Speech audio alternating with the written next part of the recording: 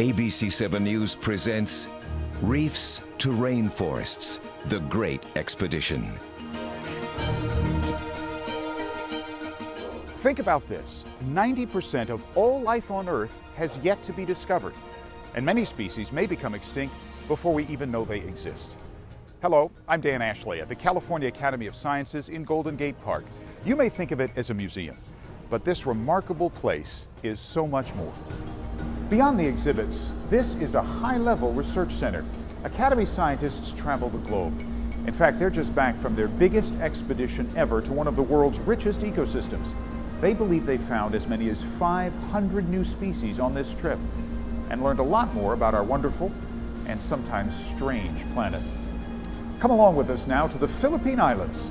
Reefs to Rainforests, the Great Expedition.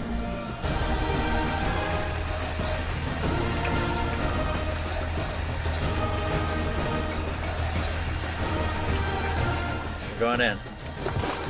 Dive after dive, hike after hike, Academy scientists and their Filipino colleagues joined forces for more than a month.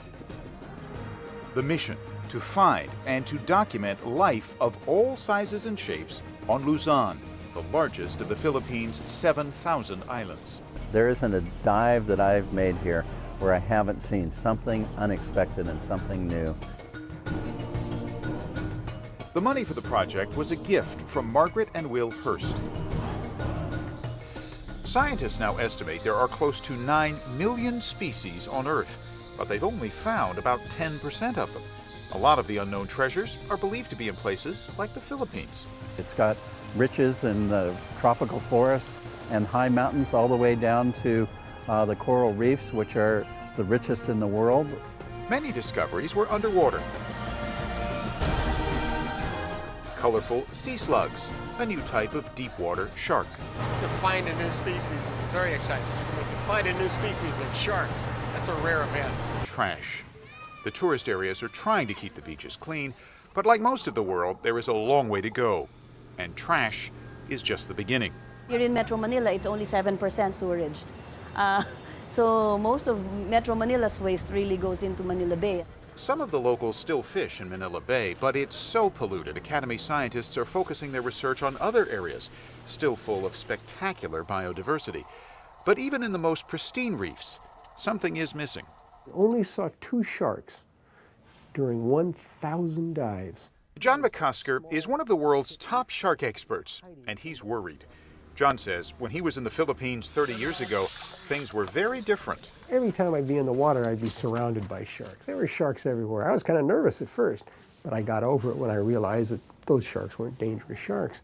John says the disappearance of sharks and other big fish is what's really dangerous, especially if they're killed before they have a chance to reproduce. The removal of top-level predators, like the sharks that are so critical to reef ecology, causes a downward collapsing cascade, a spiral where you have ecosystem collapse. One way researchers figure out which fish are left in the ocean is to see what's for sale in fish markets. This one is in Manila. Do they sell sharks in the market? Do you sell sharks? No sharks? No shark.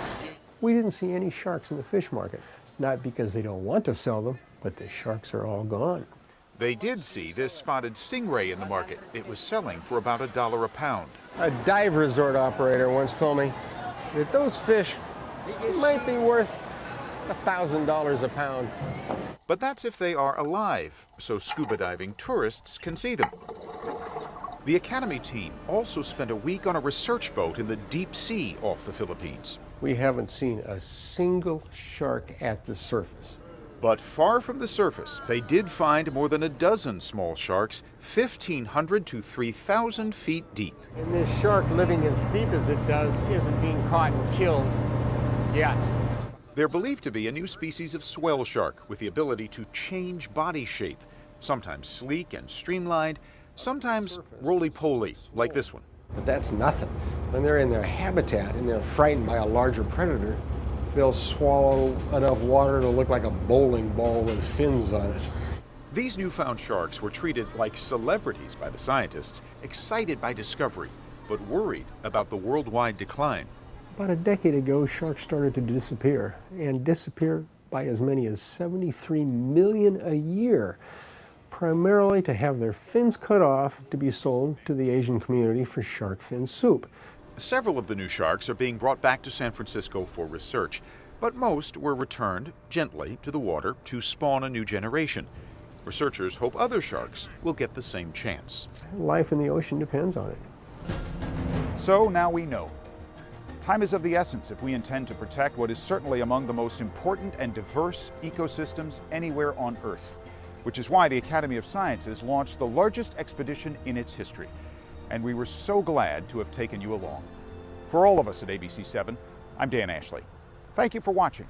Bye for now.